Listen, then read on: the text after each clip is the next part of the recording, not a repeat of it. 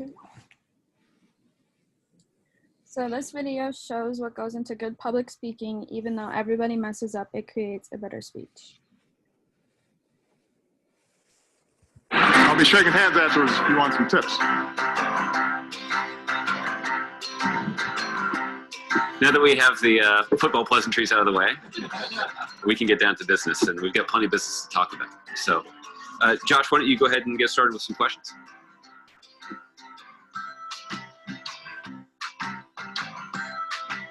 So I'm going to talk today about 3 biases women face: performance, likability, and responsibility. And you're not going to stop there.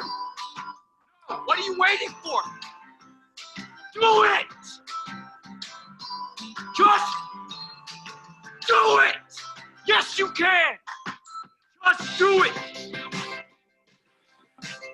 Or will we face the future with confidence in who we are, in what we stand for, and the incredible things that we can do together?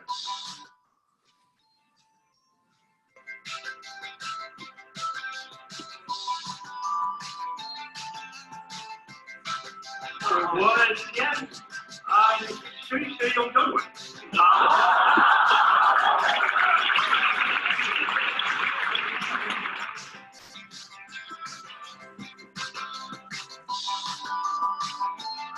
Remember what F. Scott Fitzgerald said? Whoa. Apparently Georgia Tech doesn't like this speech.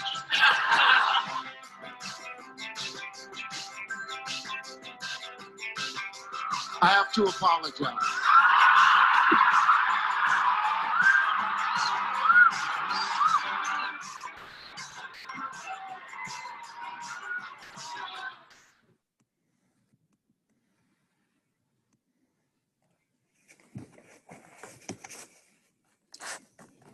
Hello, my name's Abdullahi, and one fun fact about me is I get a haircut every other week. My name's Annie, and a fun fact about me is that I like to travel. My name is Ella, and a fun fact about me is that I'm a black belt. My name's Jacob, and a fun fact about me is I'm capable of turning my thumb completely backwards. So for the chapter we decided to cover, we did chapter 10, and it's all about delivering speeches. We chose this chapter because it's a topic that we can easily be talked about as well as shown in a video format such as Zoom. So for my part, we were speaking about vocal delivery and how you say what you want to say in your speech and like the tone. So when, like, for example, how well you articulate is when one shows how well he knows the subject he's talking about. He's not slurring his words. He's talking clearly and everyone in the audience can understand him if they're in front of your background.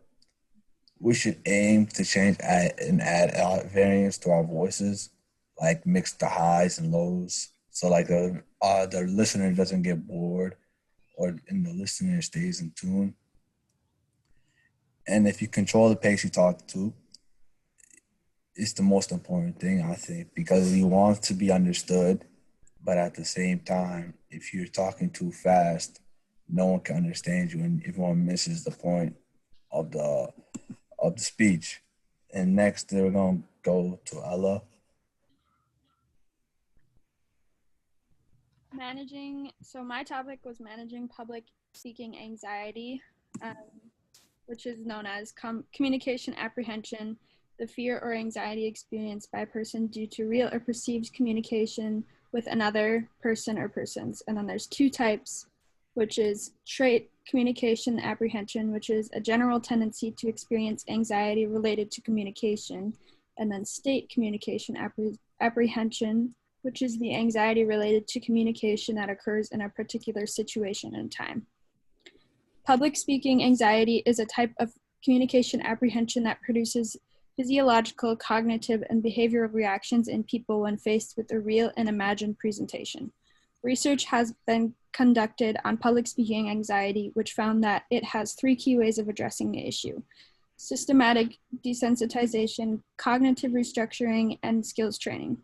Systematic desensitization refers to the fact that we become less anxious about something when we are exposed to it more often.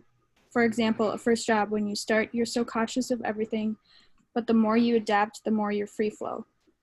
Cognitive restructuring entails changing the way we think about something, as for example, my fear of heights, changing the way I feel about it and look at it.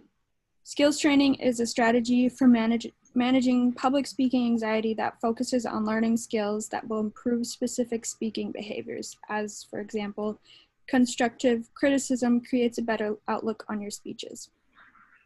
And then this part of the chapter talks about vocal warm-up exercises, which singers, public speakers, and newscasters also do, and then relaxation exercises, which is counteracting the heart rate, trembling, flushing, high blood pressure, and speech defluency. Next, we will have Annie talking about the physical delivery. I have delivering a speech. So 1, deliver a performance rather than a speech. Performers work hard at capturing and keeping an audience's attention, and words are one tool in their arsenals that don't stop. 2, use power and eye contact. Eye contact makes a person feel personally engaged in the speech, and engaged listeners are much more likely to be persuaded. 3, don't hide behind the lectern. So it's a barrier between you and your audience, and you must step out from behind it. Not only will your movement keep folks from falling asleep, but they'll perceive you as a more open and accessible if you're out in the open, rather than hiding behind a big wooden barrier. 4, posture matters.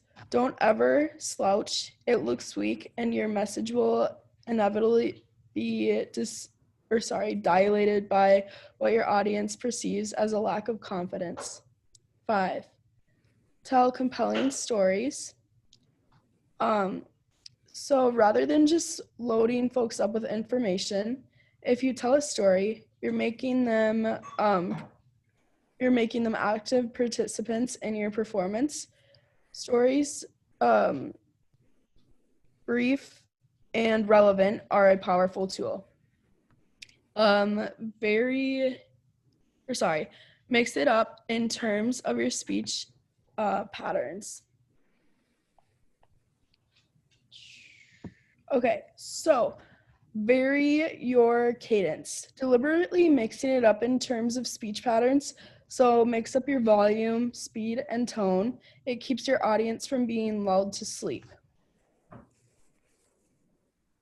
And 7, speak about what you know and care about. So emotion pulls the audience in and gets them involved in the process.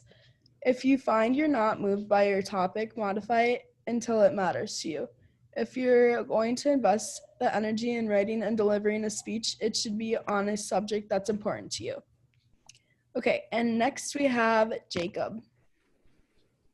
Okay, so I'm actually the one doing physical delivery, but it does tie in, so that works out fine.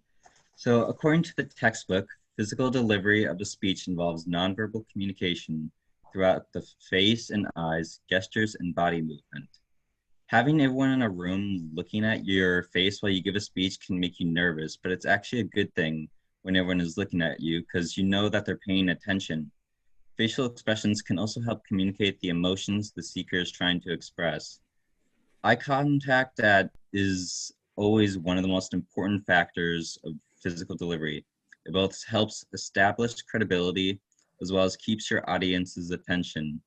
That's why you should hold eye contact with someone long enough to complete a sentence or a thought. Don't have your eyes darting around the room or have a staring contest with someone. When talking about physical appearance, the article, How Do You Communicate Your Ideas, says that your physical appearance is used to add a speaker's credibility, so you should always dress for the context of the occasion. Finally, when it comes to the topic of visual aids, they can add to your speech, but if you don't know how to use them, correctly, they can also hurt your credibility. Finally, Ella will go over everything we have talked about in this project in our conclusion. All right, so we talked about controlling the pace in vocal delivery as well as the highs and lows, the 3 key ways of addressing public speaking anxiety, which is systematic desensitization, cognitive restructuring, and skills training. And finally, the tips to positive physical delivery as well as the steps to delivering a speech. Is that good? I'm going to show the